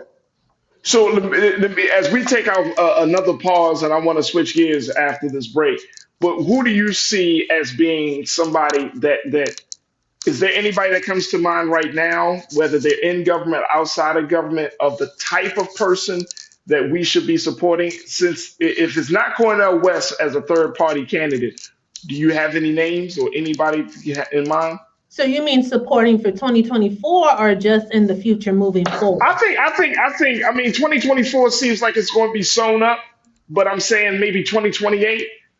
I think 2028 and beyond, y'all really need to get out of y'all feelings, do some research, and get behind Vice President Kamala Harris. She's next in line. She has brought forth a lot of meaningful legislation. I think at the very least, we should be thoroughly researching what she has done as an attorney general, right, in California, as a senator. And also, we're scrutinizing her vice presidency, but no one's even taken into account all of the other things that she has done. And the last thing I'll say before we go to break, if we just go to her paper trail, in actuality, Farajii, she's actually more qualified to be president right now than even our beloved 44. And I'm going to just leave it there. All right. There it is. We want to just leave it there. Here's my recommendation. Here's my quick recommendation. My recommendation is if we're not going to support a third party candidate, a black man like a Dr. Cornel West, the least I think we could do instead of write him off is to look at his ideas and see which ideas we can promote and advocate for to be included in the overall Biden platform. Right. You shouldn't just write anything off. See what but Corinna, we got to say that. We got to say it because some people would do just that. They will just write folks off. So I'm saying that like if we want to get it taking this out of a space of personality worship and put it into a space of ideas and principles, then let's look at the ideas that Dr. West has proposed. Let's go to his website. Let's look at what are some of the ideas that we could possibly take from his platform, his agenda, his program, and advocate for. Which ones that? Oh, okay, this makes sense. This seems like this will speak to the interests of Black America, speak to the interests of the poor, speak to the interests of the marginalized communities of this country. Let's push it here. Like I'm growing to get out of personality worship. I think Lana said it earlier. She was like, she's going to be, voting for the person that she believes is going to be in alignment with her interests, regardless if it's Dr. West or somebody purple. She said, I'll vote for a purple candidate too. But I'm saying, we got to get out of that personality thing, Farajii. We got to get out of the personality worship. That's all I'm saying. Like I see people in the chat talking about Dr. West's marital history and everything, and it's like, okay, I get all of this, but no candidate. There's no person. Let me get closer to the camera. There's no person. Jesus is not going to be president. There's no person that goes through this life that's clean. Everybody's going to have some baggage, some skeletons. Somebody.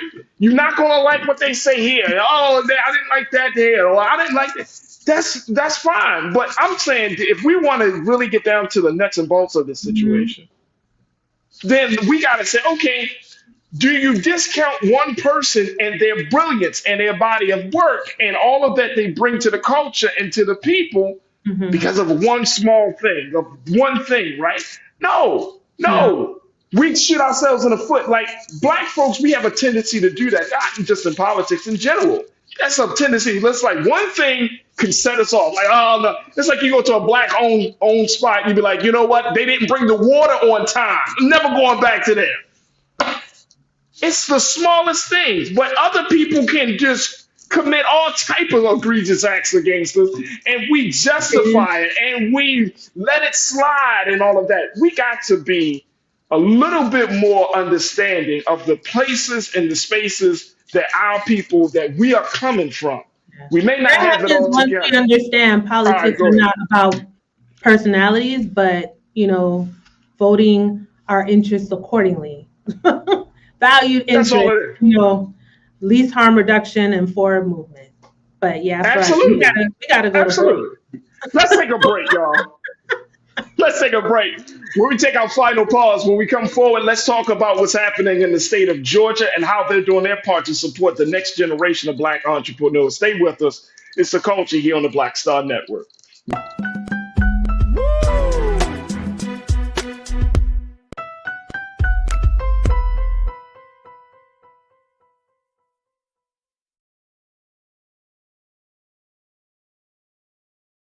Pull up a chair, take your seat. The Black Tape with me, Dr. Greg Carr, here on the Black Star Network. Every week, we'll take a deeper dive into the world we're living in. Join the conversation only on the Black Star Network.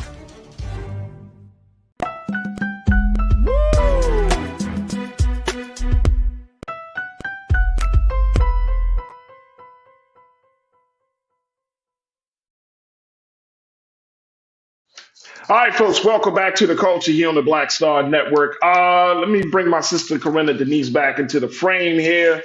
There we go. All right, Corinna, let's talk about this is why Fridays, man. Fridays. Wait, real quick, I'm just curious. Are they saying anything in the chat? I know I probably just pissed some folks off with VP Kamala Harris, but it's all okay. I mean, anytime you bring up Kamala Harris, somebody wants to fight you. Anytime you the vice president, somebody's going to say, if Corinna Denise ever runs for office, I ain't voting for her, because I remember that time she was on that show. She talked about Kamala Harris. I ain't like that. One and done. We got no patience with ourselves, man. We got this much like you know what I'm saying, like, okay, you got this much to piss me off. Got one mess up. Maybe. One mess up, Yeah. man. I ain't like how they, I've seen people, you getting real petty, be like, I ain't like how that man wore the suit with them shoes. His socks were off the wrong color. You're like, damn, man. I'm serious. I'm very serious. No, I'm just saying, hopefully we can check ourselves, like for real, like check ourselves. Because I don't know how many times the people that are currently standing in front of us, how many Freudian slips, how many things they said, how many things we gotta give our some of our people just a little bit grace. Just like I love some grace. 44, but there's some things I didn't like. But I still love him. But yeah, there's just some things I didn't quite agree with. I didn't take too kindly to. But moving on. Let's go to Georgia. Let's go down to Georgia. Georgia right now has done something. They're looking to change the game in terms of creating the next generation of Black entrepreneurs. They have a new bill that is aiming to empower Black student entrepreneurs. This is from the Griot folks, with Representative Nikema Williams, who's a Democrat out of Georgia. She introduced a bipartisan bill last month that would create a federal grant program to assist new entrepreneurs from HBCUs and other institutions geared toward minorities. She said, quote, Atlanta is at the bottom of the list for the racial wealth gap. And so now, as someone in a position of power, I have the opportunity to put policies in place that can actually change that. This is what she told the Atlanta Journal-Constitution. She said the bill is co-sponsored by Representatives Alma Adams, the Democrat out of New York, Dwight Evans, the Democrat out of Pennsylvania, Brian Fitzpatrick, and Norma Torres, the Democrat out of California. And so this legislation would create a program within the SBA, the Small Business Association, to allow higher education institutions that serve minorities to apply for grants. You work in higher education. You work with college students. How does this work for you? How does this sound to you, Corinna? I mean, it's awesome, especially with my friend and colleague, Shirley Cassius at the Scholarship Plug. Like we're knee deep in trying to find grants, right? Because Scholarship Plug is a nonprofit. So we need that money. We need to have more access. It's no easy feat. So especially just being an entrepreneur, a Black entrepreneur at that. So I think that's great. But if I'm not mistaken, Farajii, I think, correct me if I'm wrong, is this only for students per se who are attending HBCUs? Yes, they're attending HBCUs, but they are looking at some other institutions as well. Okay, yeah, because I love HBCUs. I'm an avid supporter, but the college counselor in me, I can't help but just raise awareness to the fact that I think a lot of our Black students who are at predominantly white institutions fly under the radar, and they need our support too. A lot of times they do want to go to HBCUs, but it's just a matter of the cost. It's not always, an attainable goal to make sure all the expenses are covered, or even location. I hope that changes. That's especially why we do this work at the Scholarship Plug, so that you can literally get paid to go to college, the college of your choice, right? And not have to be worried with any burden or debt. But, our Black students at predominantly white institutions do need that support as well. So I hope, we can see some support for those students who might not necessarily be at HBCUs, so that we can include them in these opportunities as well. Absolutely. The bill is introduced as the Minority Entrepreneurship Grant Program Act of 2023. Again, it will create this program within the SBA to allow higher education institutions that serve minorities to apply for grants, starting at $250,000 for student entrepreneurs, according to the details. That's a lot. It's only a lot. It's only a lot depending on the number of students. Like if it's only a $250,000 pot and you got, say, 10 students, you know what I'm saying, versus, 4 or 5 students. It depends on how many students would be given getting a little piece of that money. Yeah. And I would wonder, of course, some other questions would have to be answered, like, what type of ideas, are there some, what type of businesses or what type of ventures would this support? Are you talking about in the Right. tech space? Are you talking about in the Right. health space, in the What policy can I space? use the Like, monies for? There's always a stipulation, when you get grant money, yeah, specifically how those funds have to be used. So yeah, we definitely got to read the fine print. But other than that, this is a great opportunity. great opportunity. Let's take a final pause when we come back from final words from Corinna and from you. Stay with us. It's the Culture on the Black Star Network.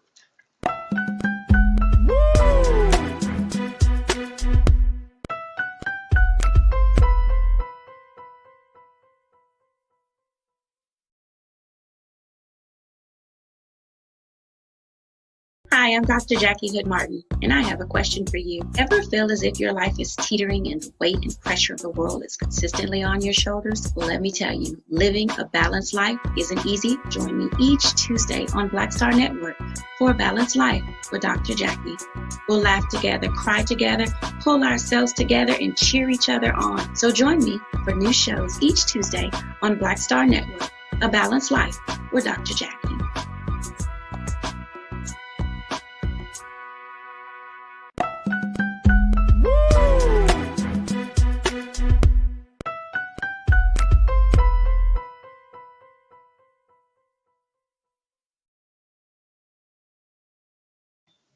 All right, folks, welcome back. Let's bring our sister Corinna Denise back into the frame here. There we go. Now you asked about this, and we just talked about Georgia. I think Real Brooklyn said something. He said, "Farajii, to me, this is a great program. I am willing to support. I have heard of this, and I think it's a great idea. As a SDVOSB owner, I can honestly say that programs like this create success." Yeah. So to create a Black entrepreneurship investment program for Black students is phenomenal. I think hopefully the bill gets passed down Yes. in Georgia, and I would love to see that in states across this country. I would love to see it, Corinna. I would love to absolutely see it. $250,000. Again, we don't know the details in terms of like how many students would be qualified to get that, Yeah. or how, which industries, but it's a start. It's a huge start.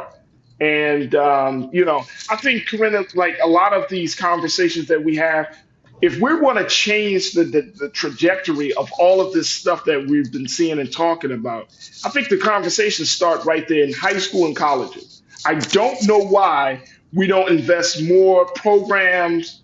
Even middle school. Even middle school. Even middle school, right? Like, I just don't understand, like, we don't invest programs and awareness campaigns into going into these schools, having these conversations, because that's how you cultivate the next generation of leaders from across the board. Very true. You start building up that momentum, and they're, playing off of their inquisitiveness and their curiosity, and it just prepares them, and they're focused and they know what they want to do, or at least have some idea of that, Yeah. Absolutely. You asked a question. Did you piss off a couple of people? And I'm here to answer. Yes, you did. Hope y'all will right now. I'm sure there's other people that piss you off too, and you don't let them know. Hey, look, I'm just here for the comments. That's all I'm here for. I'm just here for the comments, Corinna. No, but you know what though? At the end of the day, look, we all got our preferences. We all got our views on how to win. So at this point, I'm not even upset. But yeah, if some folks are not happy with this idea, we just gotta stay focused. We can't, be brought down by rhetoric. Let's look at the policies. Let's not just look at the personalities, and make sure you have all your facts, that they align, and that you have thoroughly done your research. So I will speak to that, and I think VP's record speaks for itself. But go and look it up for yourself. Don't take my word for it. The information is there. And guess what? And give some of our people, I'm not saying everybody, but we got to give some people grace. Some grace. That's true. A little bit, Corinna. just a tad bit. I'm not saying it's got, you know what I'm saying? Because we're coming into a system that's established to keep us in a certain space and to keep us in a subservient space. We're not coming into a system. I'm talking about political leadership. Hell, we can talk about business. Like any industry or system that we come into as Black folks, we're coming into it on the bottom. We're already coming with 4 and 5 strikes against us. So at this point, it's like we're trying to like turn the Titanic from the iceberg with a plastic fork. Wow. Interesting analogy. There it is. I mean, that's what it's a lot of work and it's a lot of work. People that were once oppressed and literally physically enslaved, and now we're in a position now that we are in the system to create. I mean, that is, look at that history. You talked about looking at the history of people, but look at the history of Black people where we were physically enslaved, and now we're talking about being president of the same system that enslaved us. Well, unfortunately, some of us are still enslaved here. Why are you trying to start a new show? I'm just saying. Another topic for another day. Yeah, absolutely. Right. Look, gotta go, but my sister Corinna Denise, make sure y'all follow her on all social media platforms. Y'all know her here as Corinna Denise, but in the streets of social media, she is known as Ren84. Thank you for shouting out my social media. I appreciate it. Ren, y'all follow Ren, y'all. Yo, go and follow. There you go. There you go. Oh my goodness. Yeah, you see that profile pic, right? Part of my style. Look at that. Ren. Thank you for having me, Farajii. Always absolutely. Hey, yo, can y'all pull up my Instagram? Pull up my Instagram because I need some new followers. Farajii's feeling a type of way because y'all only pulled up my Instagram. You're damn right I'm feeling a certain type of way. Pull up my damn Instagram. Pull up his Instagram, We're going to give him a little satisfaction. Hold on, wait a minute. Which picture y'all pulling up? Because I don't want no... no. Let me stop playing. Make sure y'all follow Ren and follow me, yours truly, Farajii Muhammad. You can follow me at The Real Farajii on Instagram. I tell you, where's my Instagram page? Y'all making Farajii feel away now, or maybe they're just letting you know you got to rap Farajii. The Denzel your Instagram today. The Denzel tears about to start flowing down the cheek, man. Oh, there it go. There it is. Look at that guy. There we go. So you got your 5 seconds in. I hope that's good. Damn, that's patronizing. Like you got your well, you got an Instagram page. All right, so follow me on Instagram. Also follow us on Instagram, Black Star Network. Y'all can go to our Instagram page. There we go. Black Star Network. Follow us on all our social media platforms. But just definitely follow us on our Instagram page. Also follow Roland Martin if you haven't already. Follow him on his Instagram page as well. And we truly appreciate the support. Go to our website as well. Download the app. Follow us on Instagram and social media. And give, right, Corinna? Give. Yes, support Black Star Network. Black Star Network. Support this network, y'all. Absolutely. All right, Corinna Denise, thank you so much for being so good for the culture. We truly appreciate you. God willing, we'll reconnect with you next week. And Dick's peace, Sister Corinna. And certainly I want to thank my dynamic production team for a fantastic week. Thank you. And all of my illustrious culture crew members. I hope you enjoyed today's show and all this week's shows. And more importantly, I thank y'all so much for providing your insight and analysis on all of these conversations. And I truly couldn't thank you enough. So thank you again. All right, stay tuned. Up next, 6 p.m. Eastern Time is Rolling Out Unfiltered. As always, never be afraid to challenge what's wrong. Stand for what's right while being yourself in the process. God willing, we will talk on Monday, for another exciting edition of The Culture, right here, only here, exclusively here on the Black Star Network. Have a great weekend and talk to you soon. Peace.